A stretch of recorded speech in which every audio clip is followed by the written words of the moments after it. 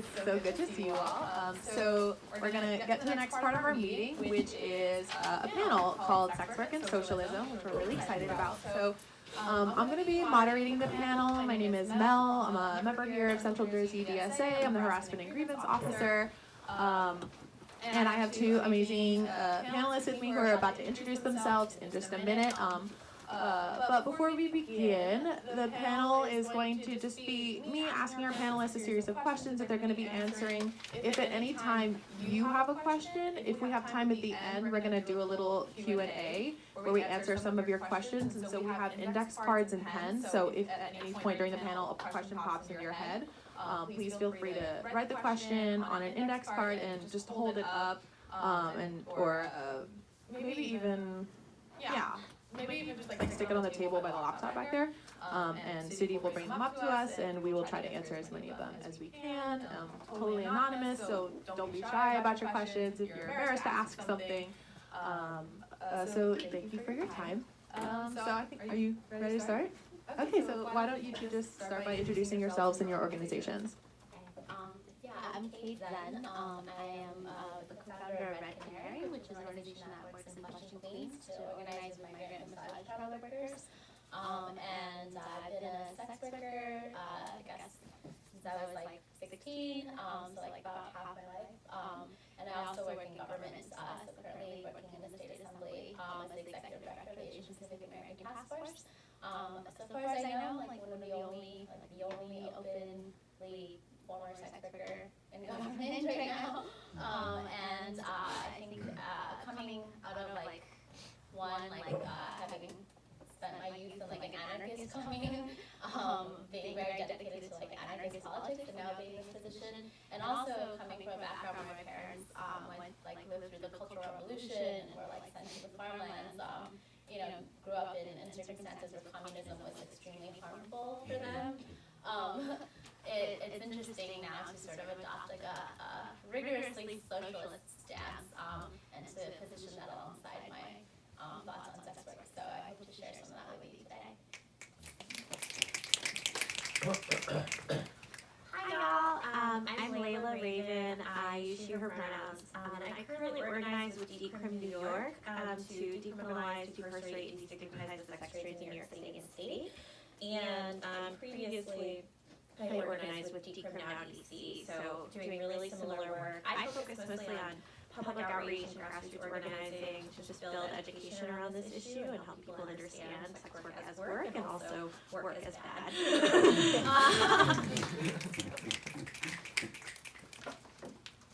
Great. So the purpose of today's panel is kind of a two-way street to talk about sex work through an anti-capitalist, socialist lens, but also to talk about socialist organizing that centers on sex workers and why that's important. So I wanted to just talk about if you could speak to sex workers as kind of existing at the axis of a lot of different marginalized political identities, along the axis of immigration status and ability and gender and sexuality, and why is sex work at the intersection of these things, and why is it important for us to acknowledge those identities as socialist organizers? I think it's really important within the movement of socialism to recognize how sex workers have used sex work to survive all the oppressions and contradictions of the systems that we have within capitalism, whether that is like labor, whether that is like borders and immigration policy, whether that is like gender and the invisibilization of care work under like heteronormative like patriarchy, or like looking at like gender and sexuality and how sexuality is commoditized within capitalism, and how that is both like instrumentalized by people as a way to survive all the other oppressions of capitalism, and how that also is an oppression of itself. And so understanding that people are making like choices under like constrained circumstances, and seeing that as a way of one, understanding how people make choices, and also as a way to expand those choices, and not seeing that as inherently contradictory to the goals of a socialist movement.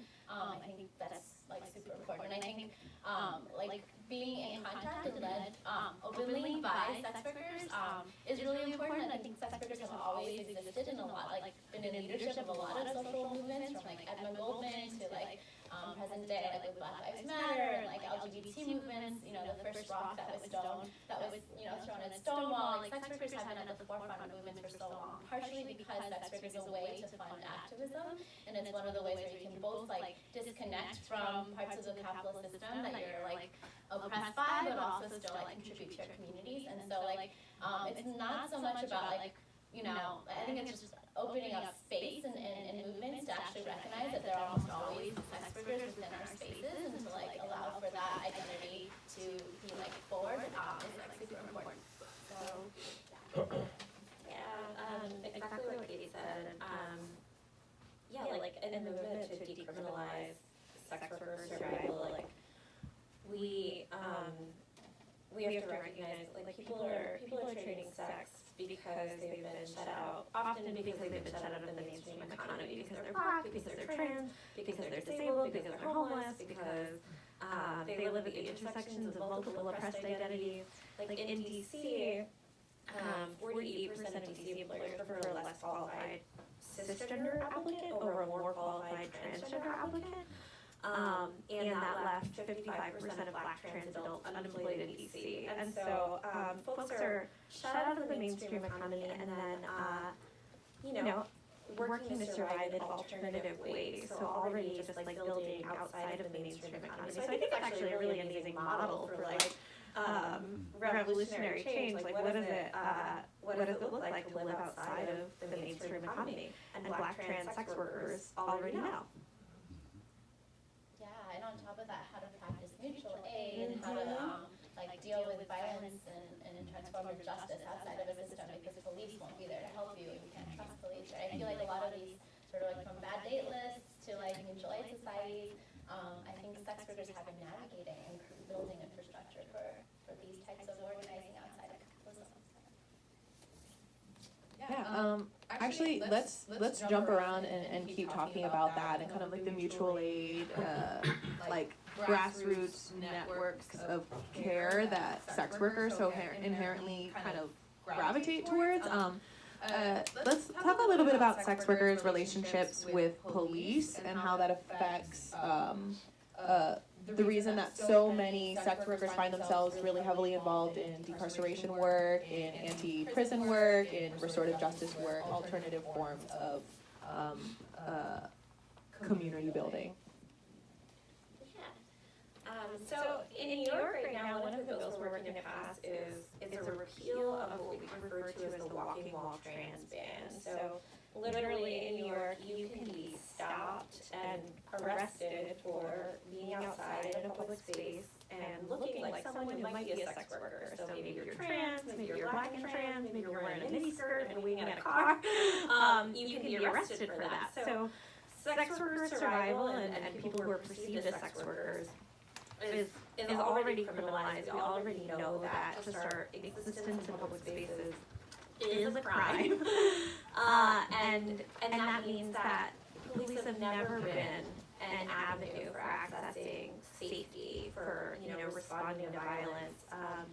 Sexual assault is the second most common form of police brutality, and they primarily will target people who are particularly vulnerable, like because they're already trading sex, and like there are some police officers, like I think in Alaska and probably a few other states, they will actually argue that they have the right to sexually assault sex workers as evidence of a crime. And so sex workers have been at the forefront of the restorative justice and transformative justice movement. We know that, we're all we've got to survive. Trans and queer folks of color in particular, we're all we've always had to survive.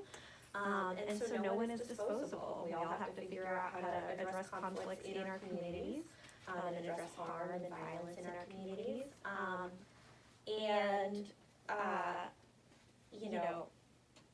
What else was it? The other thing I was going to mention was,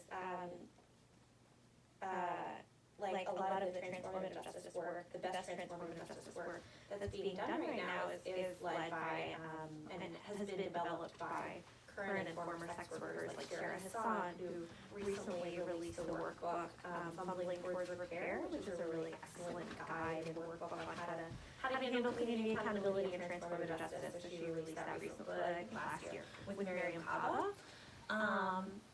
Yeah. Did you want to add to that? Yeah, so I can talk a little bit about, like, within the Flushing context in Queens, like, the interactions with police. 2 years ago, Flushing massage parlor worker Song Yang was killed during a raid on her workplace. And this was a few months following her reporting to the 109th Police Precinct that she had been assaulted and forced to give oral sex to a police officer. And so the response to that was not one of, like, you know, making sure she's okay or investigation to look into, like, what had caused that harm on her. Instead, it led to a raid on her workplace. And if you look at the relationships in Flushing, like, there's a lot of, you know, there's debates between, do we want community-based policing or do we want Vice to take over? So we've sort of been shifting over to NYPD Vice as being the special department that is, like, particularly unaccountable to community and particularly, like, you know, bad in terms of, like the kinds of charges that go through the DA. Like, there's all this, you know, Vice have been for a long time, like, the ones collecting, like, very corrupt amounts of money from, like, busting a drug ring or something like that. And this is particularly true with, like, sex work as well. But community-based policing also has harms. Like, if you look at the 109th precinct with Flushing, there were these, like, long-standing relationships between cops and particular karaoke bars and massage parlors, where cops were gonna, like, look the other way, but they were receiving bribes and they were also getting freebies and free services from sex workers that were promised to them by the owners. And that also creates a form of coercion, because workers know that this particular you know, parlor is a place that has a good relationship with the police. You know, the boss is promising that he knows the police officers, you're never going to arrest as long as you work here. So then people gravitate towards those places, and because the bosses have that leverage, they often are more exploitative, they take a bigger cut, they are forcing workers to give freebies, you know, in exchange for that type of protection. And so this, like, get to know your, like, local police officer, because this community-based policing is also really problematic under criminalization, right? It puts discretionary power into the hands of the police, and that power gets abused in various ways by clients that pose as police officers or say they're undercover police officers and are raping sex workers, not paying, and you know, just sex workers can't tell whether you're an actual police officer or you're, you know, someone pretending to be one, or, you know, it's the ways in which you have these deals happening between community, like, all it takes is one or two bad cops, although we know it's systematically, it goes a lot deeper than that, to create, like, a climate of fear, where deals are brokered between these cops and the owners of these massage parlors. And so that power shouldn't be in the hands of cops, period. Like, sex work is work, people treat it as work, people survive through it as work, and so having criminalization there as a framework to give that power to police is actually a form of theft of, like, labor and creates so many different forms of exploitation. Great. Okay, I think that segues perfectly into talking about sex work kind of from a labor perspective. So we've been talking about decriminalization a little bit. Let's back up and talk about exactly what that is. So can you describe what decriminalization is in relationship to sex work, maybe distinguish it from legalization, and why sex workers prefer Decrim? Yeah, thank you for that question. I realized even before when I referred to walking while trans ban, I didn't even specify what the actual law on the books is, and it's loitering for the purposes of prostitution. So it's like standing outside looking like someone who might be a sex worker. But as to decriminalization, our bill in New York is really comprehensive. It decriminalizes both selling and buying sex, but also all of the other ways that sex workers' lives are criminalized. So, for example, there's a law in the books in New York, and there's also a similar one in DC where, what is it, like, in DC, I think it's keeping a bawdy house. And then in New York, it's keeping a house for lewd persons. So the housing of sex workers is actually criminalized. You can't have a home and be a sex worker, which pushes people out into the street, makes them more vulnerable to trafficking, to exploitation, to violence, and also, you know, experiencing homelessness in itself is violence. So the Decrim bill in New York and also one in DC, those seek to decriminalize housing sex workers. They also seek to decriminalize third parties. So, for example, driving a sex worker to a date or being a roommate of someone who is a sex worker, you could be charged as a third party. There are a lot of different ways that sex workers' lives are criminalized. And we distinguish decrim from legalization because legalization models that we've seen, like in Las Vegas and in a couple of other countries, often create new regulations and tend to empower bosses of brothels. So they'll say, okay, like these are the spaces where you can do sex work legally, and brothels like in Las Vegas are owned by like two people who are really exploitative. And so that model tends not to be the best source of support for people who are most marginalized, people who are undocumented, who can't necessarily work legally, people who are experiencing homelessness, who maybe aren't able to fulfill the requirements that are set by legalization models, and maybe even don't identify as sex workers. Maybe they're just trading sex to access housing or access other resources. So legalization just doesn't bring everybody along. Decriminalization is not the end-all be-all. It's not enough to decriminalize the lives of sex workers. It's just a way to reduce police violence. It's the lowest bar, really. The real dream, I think, is for the safety of sex workers, for people to be housed, for people to have access to everything that they need to survive, for people not to feel like they have to trade sex to survive, or to work to survive, right? But so decriminalization simply seeks to reduce interactions with police in the lives of sex workers. Another thing that is often said about legalization is that it creates a two-tiered system. You have people who are legal sex workers who may be citizens, may be able to get a license, may not mind being on a registry, and then you have everyone else who are usually the people that tend to do sex work regardless of whether it's legal or not, which are trans folks and undocumented folks, and those people are now being pursued by the law not for doing sex work but for not having a license, right? And so that creates in cities like Mexico City and the Netherlands, Las Vegas, whenever you have a system of legalization that continues to criminalize aspects of sex work, you just create a two-tiered version of what criminalization looks like that is more based on licensing and less based on prostitution as a crime in and of itself.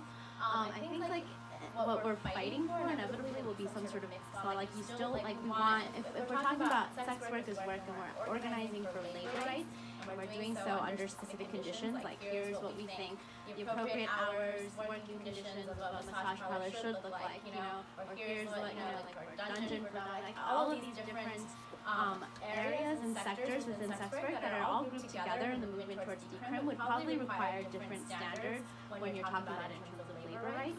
And those are forms of legalization that I think would be helpful, because I think decrim is the first step towards allowing for people to organize and unionize and fight for those types of labor protections that are still necessary. But then you would still need to have decrim on top of that, I think. So if you're going to trade for sex, and you're not working within a massage parlor, and you don't have that should still be decriminalized, right? Regardless of which labor sector you're in or which kinds of sex work you're in. I think also the process of arriving at the code of legalization and decriminalization is actually the most important part when we're talking about what's working and what's not. The model that we keep pointing to is the one in New Zealand, where sex workers were included in the sex work reform law of 2003 on the table. They were in the discussions with the lawmakers and formulating what does decrim look like in New Zealand. And this is the only country that we have in the world where that process took place in that way. And what we have from there is something that looks really different from Las Vegas. Instead of giving power to owners, which Las Vegas, as Leila said, Las Vegas, there's two main owners. The codes are made so that it is so difficult to get licensed to create one of these bunny ranches that you have to have a lot of money and you have to be able to build things up to particular building codes. It's very prohibitive. And so as a result, to empower capitalists, you empower these super Walmart type of like sex work, right? And then they continue to use the force of having that capital to, pay workers as little as possible, to demand high wages, to demand, really unreasonable working conditions. And those are the exact conditions that sex workers are often trying to escape from by going to sex work, right?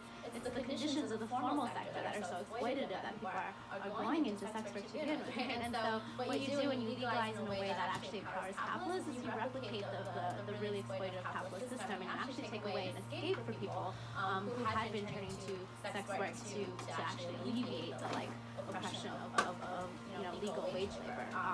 In New Zealand, what you see is something a bit different. I think what their model in terms of keeping business small is really notable, I think, because their rule is if you have 4 or fewer sex workers, then it's just simply decriminalized. People can work together. It's not a big deal, there's basic protections as in with other types of work, but there isn't sort of certifications and things like that. If you have 4 or more sex workers, I guess the idea is that then someone would have to be there that would be like a scheduler or something. So if anyone exists in a workplace whose job is to control the time or money or handle the time or money of another worker, that person needs to be certified and have an operator's license, which is kind of like a pimp certificate from the government. That is here is the ways that we're auditing your work, and here, and that addresses the question of exploitation in a way that allows for these people to be hired by sex workers as an assistant, for example, rather than being the ones controlling the work as capitalists, right? And I think that formulation came about through making sure that sex workers are at the table and figuring out what the law should be like in New Zealand, right? That kind of decrim doesn't just happen when you put a bunch of people together who have no experience whatsoever with sex work. It has to come out of a consultation process that really is inclusive of sex workers and also puts workers' rights above owners' rights, right? And my fear with the United States is that given how this country looks, it's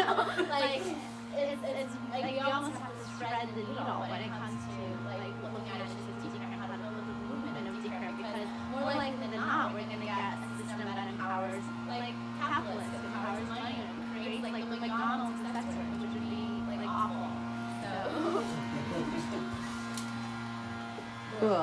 Yeah, that answered I think a lot of the questions about what I was going to ask about labor conditions for sex work. But let's back up, because we were talking before about if we're going to organize around the issue of sex work as socialists, then it's also so important to understand the material forces the reactionary forces that are working against the liberation of sex workers. And so let's talk a little bit about the kind of right-wing and social conservative response to sex work.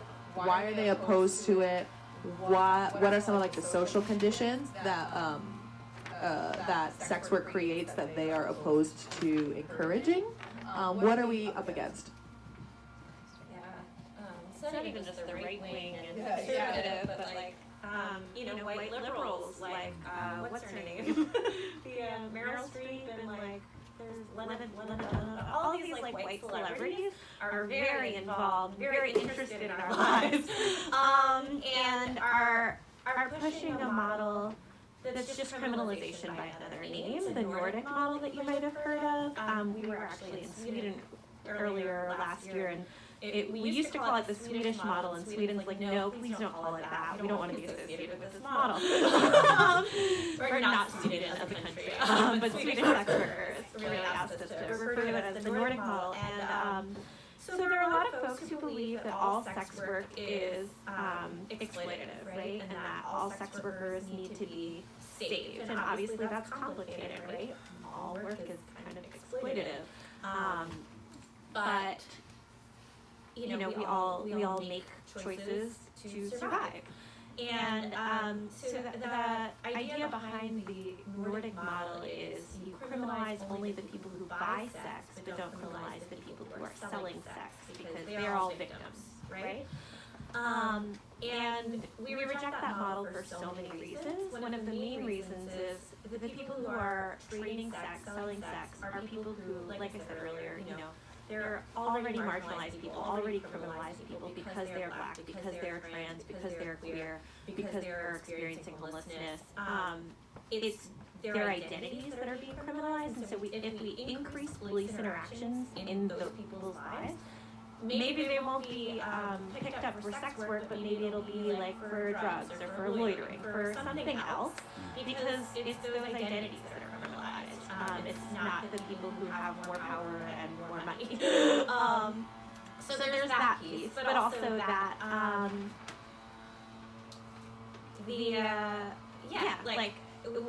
so I think that's the main argument against the Nordic model. What am I saying?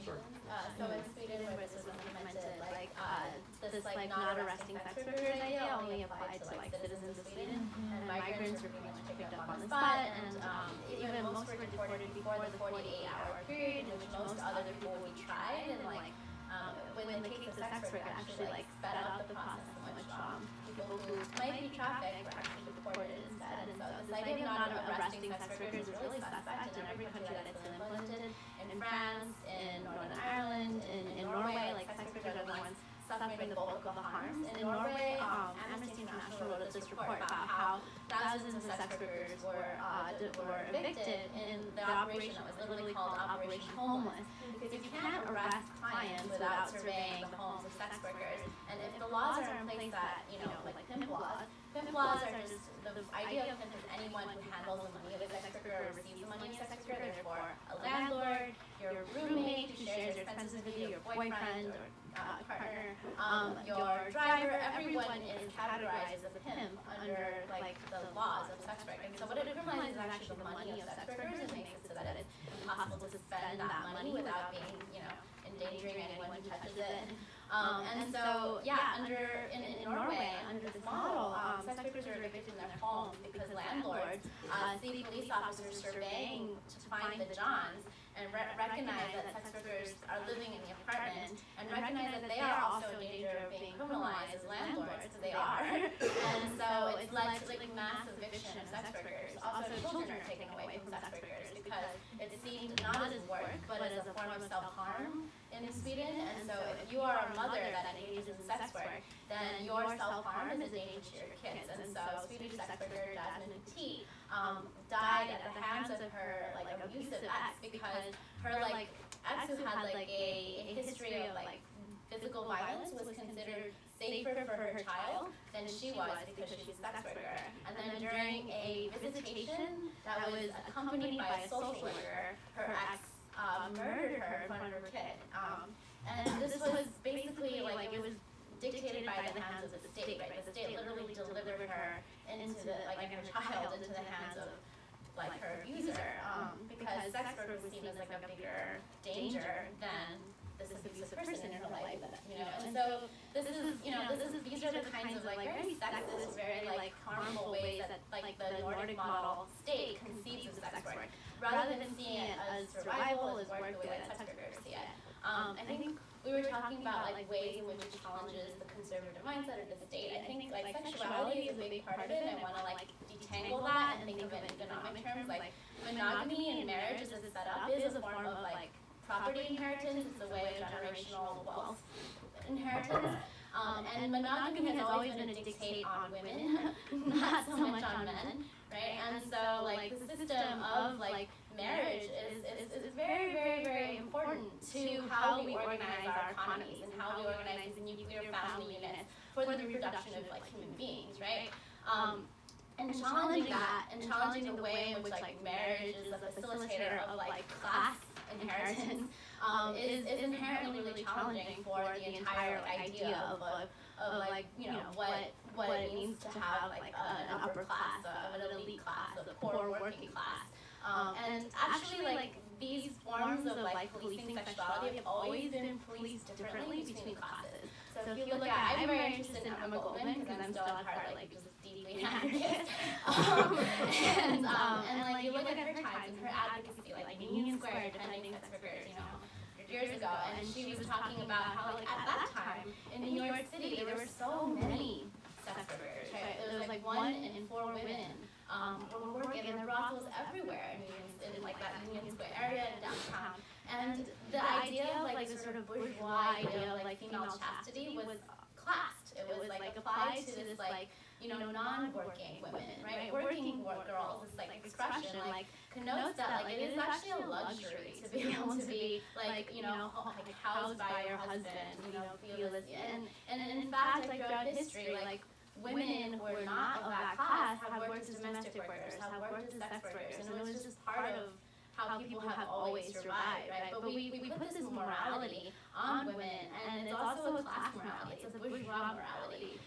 And one of the things that is scary about it for people is this idea of like easy money, that like, we want work to be challenging and rigorous, and it threatens the idea of like what work should be, the discipline, the ethics of capitalism, the spirit of capitalism, right? If work were easy, if it wasn't done in a drudgerous way, like you're supposed to toil by the sweat of your brow, you're supposed to, and Christianity fundamentally supports like our complacency in that. This is where like my parents, like Mao is kind of background or whatever, like they're like actually, I mean Mao talked about religion as the opiate of the people, right? And in every like society, you have like Christianity or Buddhism all teaching poor people how to accept being poor and how like virtue, it's harder for a rich man to get through like the eye of a needle or the eye of a camel.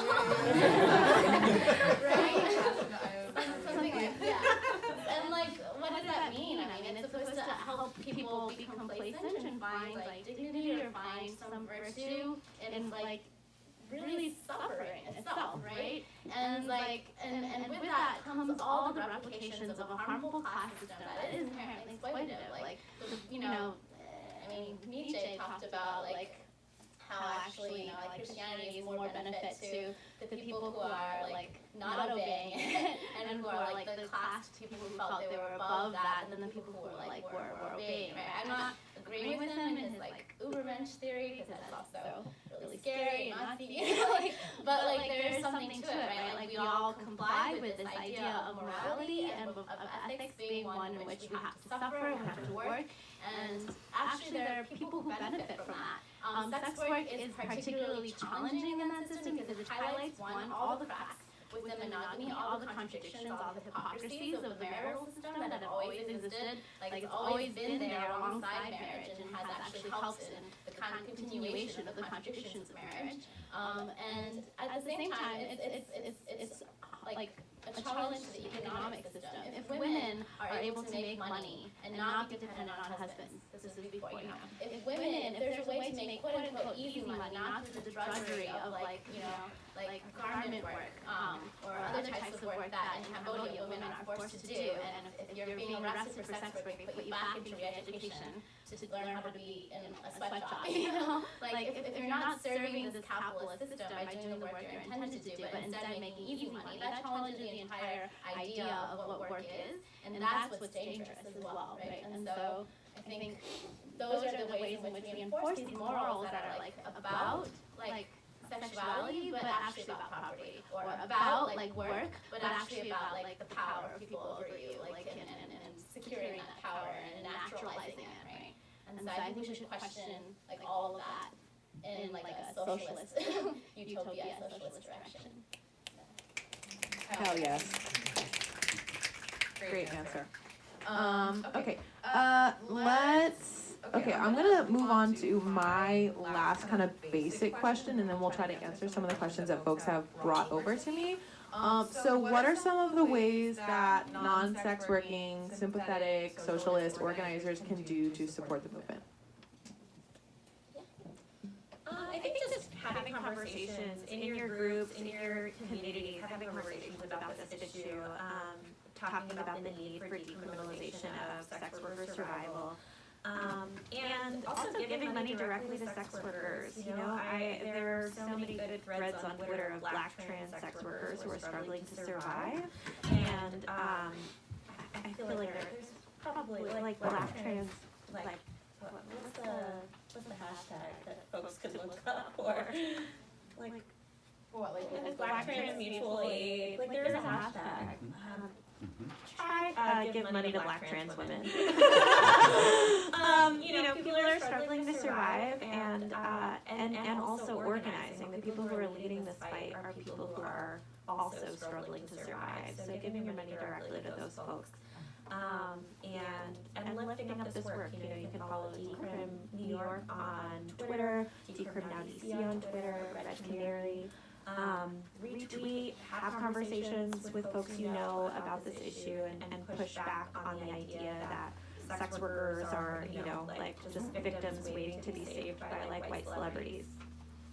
Like feel free to have those conversations in places where sex workers aren't often allowed, especially like in conversation with people who speak on behalf of sex workers, or think of it all as like trafficking, or think of it, anyone who goes against it must be an anti-feminist.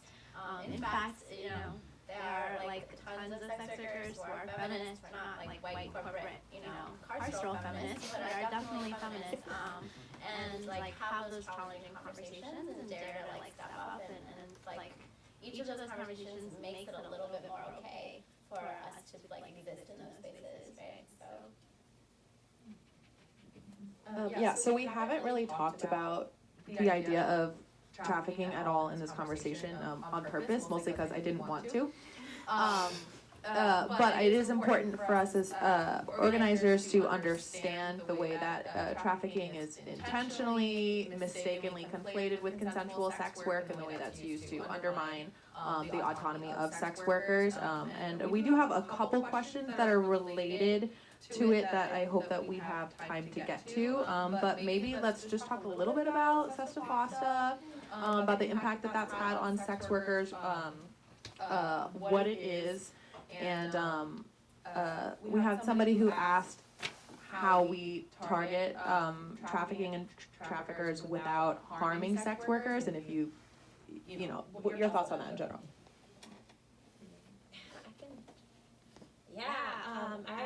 I'm actually glad we're going to have the trafficking conversation, because I think it's really important.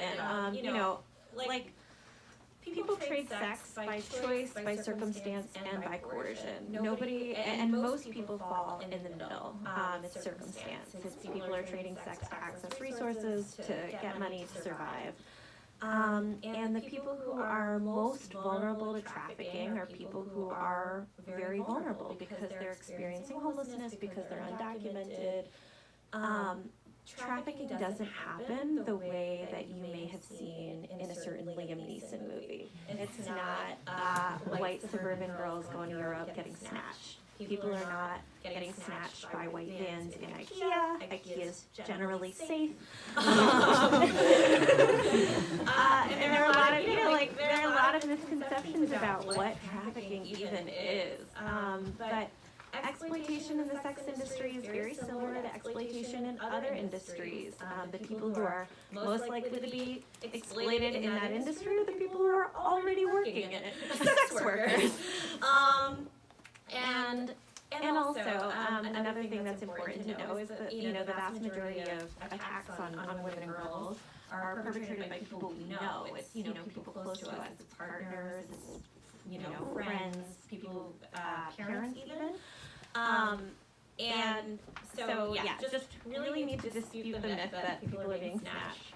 I can talk about Sesta.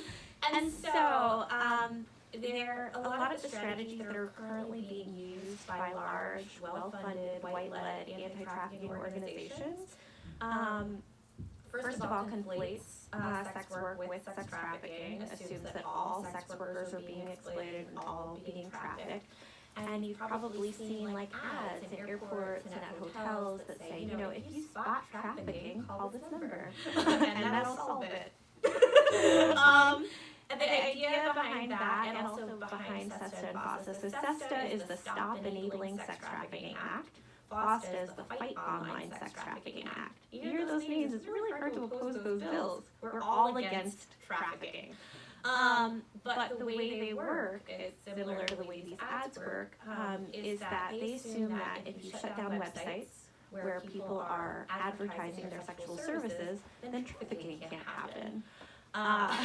Because I guess people are assuming that traffickers are putting on ads to sell other people's sexual services. The point is, there's actually a really good tweet. Sorry, I'm clearly on Twitter a lot. There's this tweet that was like, oh, darn, back page is down. Like, I guess you're free to go. That's how trafficking works. It's, people are in vulnerable situations. Sometimes they're domestic violence situations, and then people are coerced into also selling sex. So that's how most trafficking situations work. Also, people who are underage, anyone who's under the age of 18 is legally defined as a sex trafficking victim if they are trading sex. That is complicated because I think there was a federally funded study that showed that 81% of people under the age of 18 who are trading sex don't have a trafficker. The vast majority of people who are defined as trafficking victims in U.S. law don't have a trafficker. And so the strategy of spotting a trafficker and arresting them doesn't actually do anything to meet the needs of trafficking victims, people who are legally defined as trafficking victims. And the reality is that, especially with young people, they're mostly like trans and queer kids who've been rejected by their families, who've been put out onto the street. Across the U.S., there are between 500,000 and up to 1.6 million, the estimates vary, young people experiencing homelessness, and there are only 4,000 shelter beds for 12 to 17-year-olds for unaccompanied youth. So the reality is that young people are trading sex to get their needs met because they've been rejected by queerphobic and transphobic families. So better strategies for addressing trafficking are make sure young people are accessing housing, affirm your trans and queer kids, and make sure that sex workers have labor rights and their work is acknowledged so that people who are already trading sex don't end up in exploitative situations. I think this breakdown of sort of two main groups of trafficking kind of follows the history of the trafficking movement from Palermo and these protocols that were established to say what trafficking is and how the lack of ability to prove that exists has shifted the definition to other spaces. The only reason to conflate undocumented or migrant workers and children is that they both don't have a lot of rights under the law, and so it's all pulled together, but their needs are very, very different. When it comes to migrant workers, I think trafficking doesn't just exist in the sex industry; it exists in a lot of other industries, and the majority of coerced labor is actually happening in industries like farming, for example. And the way to address trafficking in farming, trafficking of domestic workers, of construction workers and day laborers is not through making the whole sector legal. It's not now produce is illegal. Now we're gonna go and raid people's homes for domestic workers. It's to enable people to be able to defend their own rights and to be able to organize and to support labor rights of immigrant workers. Right. That is across the board, whether it's in domestic work or farm work or construction work, and certainly in sex work. If you want to stop trafficking, empower workers, don't make workers hide underground in criminalization. If you see the parallels between these industries and think, hey, what is it that, the Yamaki workers are looking for? What is it that domestic workers, and NBWA is looking for dress workers? That's the exact same things. Those are the kinds of conditions and the ways of organizing empowerment that are needed also in the sex trade. So that's how I would address that area. The other area with children, I think, Layla brought it up in very clear terms. The way that it's being policed is harming the children that are underage youth and engaged in sex trades. If you look at Operation Cross Country, which is a multi-year FBI effort to seek trafficking victims, 1 in 300 are the ratio of arrests of children to adults are 1 to 300. On top of that, the majority of kids are not living in states with safe harbor laws where children can be convicted. So instead, when kids are picked up on suspicion of being trafficking victims, they end up having criminal sentences, which prevents them from being able to access things like higher education, makes their lives more difficult, and follows around the rest of their lives, and increases the chance that they'll be in this revolving door of criminalization. On top of that, as Layla said, the majority of underage youth that are engaged in sex trade don't actually have a trafficker, as in they're working for themselves and they're trading for shelter, or they're trading for survival, or they're trading with other groups of youth, but they can't actually identify a trafficker. But under the law, in order for you to qualify as a trafficking victim, and this is how law enforcement works, whether it's with immigrants or with youth, you need to be able to identify a criminal. So you're only going to get the protections of being a victim if you can help law enforcement identify who that criminal is. And in a lot of cases in the United States, that ends up being another youth. You have, like a 17-year-old who is working alongside a 18-year-old or 19-year-old, and that 19-year-old ends up with a trafficking sentence, which is much heavier than, the misdemeanor charges of prostitution, for example. But I mean, both of them could be sentenced, and in fact, in the majority of cases, the youth also has these criminal consequences. On top of that, with immigrant work and the same sort of parallel with if you can't identify a trafficker, then we can't help you. This is particularly difficult for a lot of people because a lot of times people are in circumstances where there is definitely labor exploitation going on. As Layla said, the majority of people in sex trade, it's within this spectrum, and trafficking should be seen as a spectrum, right? And what people are thinking about when they're talking about trafficking is this extreme end, or someone might be locked up, or tied to a bed or something, and that's just so rarely the case. Instead, you have people who are surviving in this gray area where yes, labor conditions are really bad. That needs to be improved. People are staying overnight in a facility that should not be housing them. People are working hours that are not okay. They're against labor laws. People are not getting a fair share of their work, and they're paying high interest on debt to get into this country, and all of this is not okay. But if you were to ask them to name a trafficker, who would they identify? Is it the person who gave them a job? Is it, because a lot of times this is not the same person who helped them cross into this country. A lot of times people will come into this country and get the paperwork and all that stuff, and they can decide once they're here, is it going to be nail salon work? Nail salon work is harmful to, it's really difficult environment. You're paid very little. It can be really destructive, to your lungs, to your mind, to work in that condition. Is it going to be domestic work? Well, a lot of sex workers in Flushing are formerly domestic workers, but they've been raped or sexually assaulted by the man of the family, and so they're literally trying to reclaim their sexuality and recover from a traumatic incident and find themselves in sex work. And every situation that people are going into to repay that debt may be exploitative, and yet each of these are sort of employment situations, and they often see the massage parlor, for example, as a way to pay off that debt more quickly. The conditions aren't great, but I still have to deal with the reality of this debt. And it's not necessarily the sex work itself that created that debt. It's immigration, it's borders, it's the fact that people have to pay even for the opportunity to be exploited here, right? And so when you ask them to identify a trafficker, it's hard to say. A lot of massage parlors are owned by former sex workers, right?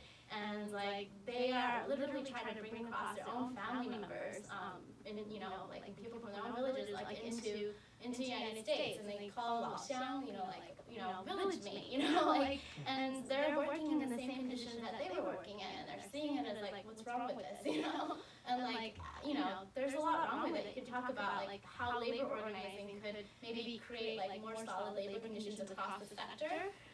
But if you're going to ask these people, are you going to say that the person that you grew up with in your old village, are you going to identify that as your trafficker? No, because you don't see that person in that way, right? And so these are sort of, that person may be, allowing you to work in a really bad environment, but those are the sort of situations that you should be addressing with labor codes in place that person herself has never experienced, because she worked in the same kind of environment that she's making you work under, right? So again, for the women that don't qualify for this really high bar of what trafficking looks like under the law and can't identify a trafficker, they are often, they're often punished for that. And so instead of being, a trafficking victim and actually getting a T visa, getting the benefits of falling under this definition of what trafficking is, instead they're getting prostitution charges and they need deported. So this is what's really harmful about this narrow definition and the weird way in which it's like pushed on two populations. The third population, because we're challenging, the movement against sort of that, is challenging the way that children are being exploited under trafficking laws and harmed. More and more, the government is starting to pay more attention to drug users and identify anyone who is under the influence of drugs while doing sex work as being trafficked. And so that's the third kind of discourse that's coming in now, and you're going to see more and more of that. And that's going to be particularly harmful to people who are working, these are conversations around harm reduction, around the rights of drug users that we need to be having more of and working in solidarity with in order to sort of talk about how sex workers intersect with those issues and with those works. Sorry, I'm suddenly losing my breath. Okay. Yeah, great. So, yeah. The other thing I want to add was just, I think another way that you can support sex workers in your everyday life is don't follow those numbers when you see, if you spot trafficking, then report it. You can't just spot trafficking. It's racial profiling. That's what that is. And it's being encouraged. And it's very performative. Marriott, Delta, all these companies, instead of addressing exploitation in their own labor supply chains, they're putting up these ads and they're training their workers on how to spot trafficking. And what ends up happening is multiracial families are stopped by police. Interracial couples are stopped by police. That's just not how it works. So we're at time. Can I ask one more question? Wait, can I just? Yeah. So we're going to say when it's 2 o'clock and if anyone has to get public transportation, has to go home to their kids, has to go to work, you're absolutely free to leave at 2, but is it okay if we extend it a little bit? Yes. Cool. Okay. So I want to ask this because this is probably the most common question for sex workers that are organizing in any sort of anti-capitalist leftist setting. Yeah, you know what the question is. And I know that we're kind of tired of talking about it, but it is important to address. So I'm gonna try to frame it. Okay. Which is, what is the place, or what is the role of sex work post-revolution, right? So people, but this is something that people who aren't engaged in sex work advocacy are genuinely curious about, which is, that is often when we talk about sex work advocacy, the first place that a lot of people's minds go is, well, this is something that we disagree with, or something that probably shouldn't exist. Kate, you were talking before about sex workers exist at a lot of these different marginalized identities because capitalism creates these conditions in which, they're by circumstance led into sex work.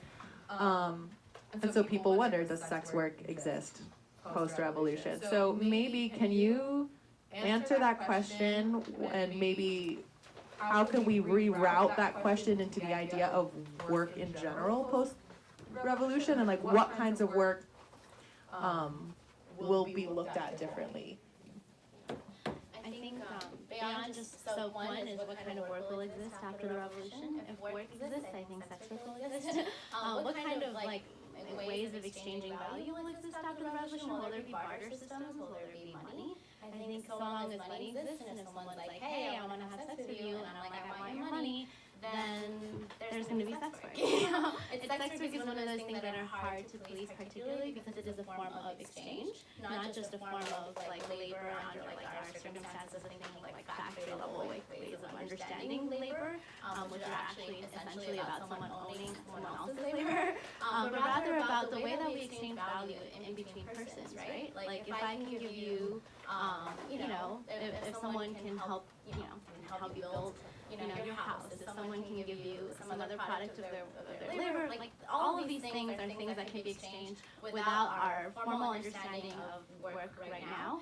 And so if we think of sex workers not merely as workers, but also as inherently having human capital and sexual labor being a form of capital, then so long as there's someone willing to exchange that for other forms of value, then sex work will exist. And I would assume that so long as we have a society that is open and it respects people's sexual choices and bodily autonomy, there will be sex work. And so long as someone wants to have sex with someone else and that person doesn't want to have sex with that person as much and is willing to like have something else in exchange, there will be sex work. So I think that after the revolution, there will be sex work because there's sex work among chimpanzees. There's sex, who exchange like the first thing they do when you have grapes and you put chimpanzees and grapes together.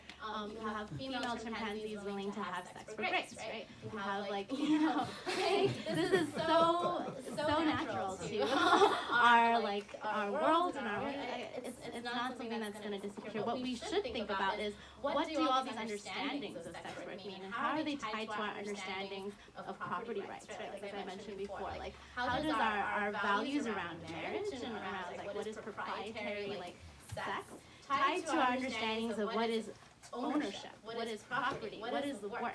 Is care work going to be recognized as work? If a woman is, or a man is doing some form of care, how is that the type of work? How is sex work a type of work analogous to that type of work? So long as there are personal services being exchanged, whether that's a manicure or that's, a massage, sex work is a form of service alongside those other services. And if there's a way in which people are exchanging care for one another, then sex work may be one of those forms of care, right? And so I just think it's like a very strange question. Like, are we going to be in a post-revolution system where nothing's going to be bartered, where there's no change of like traded goods or services? Okay, I guess in that system where people automatically have handed to them like some magical, like Eden, then okay, maybe in that system there'll be no sex work. But in every other like way of fathoming what an economy is, there will probably be sex work.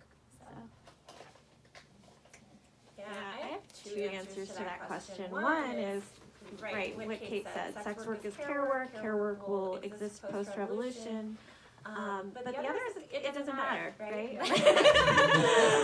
Sex workers right now need, an end to criminalization, an end to police violence, safety, access to resources. We can listen to sex workers about what they need now to improve their material conditions, and it doesn't really matter. But yeah, like Kate said, it is care work. I think it will exist. I think I've heard the phrase, and I think it's a complicated one, like consensual sex work to distinguish from sex trafficking. I think it's a complicated one, right? Like, what? I was like, I had some weird things. Oh, okay. I was like, wait, you're really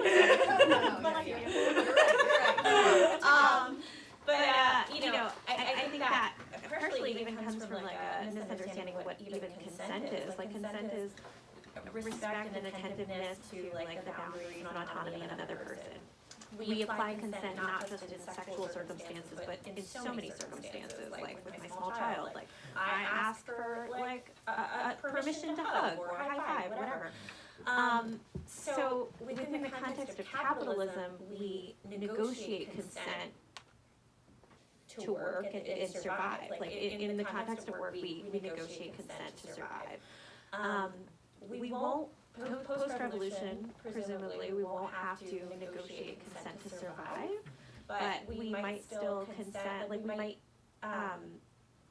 decide that we want to consent to an exchange of sex for something else, for some other resources just because we want it. Maybe our survival won't be dependent on it, ideally. But we might, maybe I want to consent to sex in exchange for, like, some other resource that I don't necessarily need. And that's okay. Yeah, and I want to go back to, again, like this question of what's so challenging about sex work. Why is it so taboo? Again, from the, standpoint of capital and work. Why sex work is so dangerous for a lot of people is the fact that, it is a form of capital that all women have by being women in a patriarchal society in which men's sexuality is treated different from women, right? And that is dangerous to a society that wants to make sure there's a working class that is forced to do certain types of jobs at a certain type of wage and certain types of conditions and can be organized in a particular way. And there's a capital owning class that's going to control that type of labor, right? And with women being able to sort of jump the line and have a direct transfer of capital from one class to another, there's something so disorderly about that it really threatens people, right? And so, thinking about about like what is capital going to look like after the revolution? What is work going to look like after the revolution? Is there going to be a differentiation between like genders, or are we going to like actually be able to live in a spectrum where like trading sex is not going to go in one direction, but rather it'll be like in multiple directions, many directions, right? Where like sexuality isn't valorized in this like property-owning way, which historically we've been trained to think of because of men's relationship to women, but rather like women will be purchasing sex from men and all kinds of genders in between. Like this is no like if we can like rethink of it in that way, it isn't about so much like sexism. Like the trade of it in itself does not have to have the sort of gendered values that we have, and I think that would be a progressive way for sex work to go after the revolution. I love the idea of like a vision of sex work expanding rather than narrowing. Yeah, that's so great, and I think it's so interesting because like when Amazon workers are saying we're being exploited, can you help us? No one's like, but is there going to be Amazon after the revolution? This is worth our time. I understand why this question exists, though, which is why I wanted to ask it. So thank you. Okay, so I hope that this panel has illuminated some people as to into the world of sex work advocacy, and I really hope that that folks walk away from this with an understanding of why sex workers are so integral to the anti-capitalist movement, and they have so many answers and so much of an understanding about the axes of oppression, and that we're just really making sure to make space for these conversations and make space for these amazing organizers that are, like Kate said, among us all the time. There are always sex workers in the room, whether you know it or not, and so advocating for this extremely vulnerable population is so critical. Okay, so that's pretty much all we have. Do you have any like last minute closing remarks or plugs or anything you'd like to say? Like, you want to repeat your social media? Or? Just thanks so much for making the time and space for this conversation, and for prioritizing the voices of sex workers. Thank you so much. Yeah, would love to like if social media, Red Canary song on Twitter. If you want to like ask more questions or keep interacting, it'd be really good to keep in touch. Yeah, and I'll post the social medias for Decrim and Red Canary, probably in the band, so hopefully everyone's in the band where we use our channel for communication. So that's about it. Thank you, everybody. Thank you so much for coming, taking time to come all the way here, especially in this weather. Just one thing that I wanted to say was what was really amazing. There were so many things that both all three of your contributions and what you said, but everything we talked about tied together with like all the work we do, whether it's housing, whether it's immigration and racial justice, disability solidarity, labor, healthcare, all of these things. So I think it's been really, really, for me personally, and I think for the chapter, it's going to be really helpful with our organization going forward. We are going to send out more information about everything that you guys talked about. We'll definitely put some links to people that everyone can support, maybe ask other people to support. So thank you so much for being here. We were just going to do some member questions and announcements. I thought this would be a good opportunity to just kind of like do a basic 101 on some of the most popular songs that socialists have been singing for a really long time. And so this is a song that a lot of you know. It's called We Shall Not Be Moved. It's a really simple little tune. The tune dates back, people think, as early as like the slave era of the United States, but the lyrics kind of came into prominence in the civil rights era, and now they're sung pretty much everywhere that there are protests, and so it's a good one to know because you might find yourself somewhere where people are singing it and you want to be able to sing along. So I don't need a mic because I'm a music teacher. My harp might need a mic, but that's okay. Okay, so it goes, the chorus just goes like this. I'll say it. We shall not be moved. We shall not be moved, just like the tree that's standing by the water. We shall not be moved. It's really simple, so I'll do a line and you repeat it. We shall not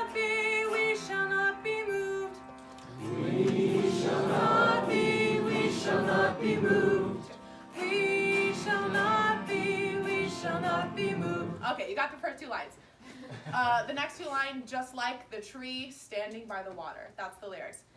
Just like the tree that's standing by the water. Try that, ready, and go. Just like the tree that's standing by the water. We shall not be moved. Try that, ready, the whole thing, ready. We shall not be moved. We shall not be moved. We shall not be moved. Just like the tree that's standing by the water.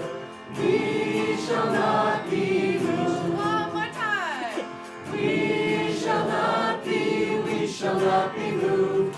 We shall not be moved. Just like the tree that's standing by the water.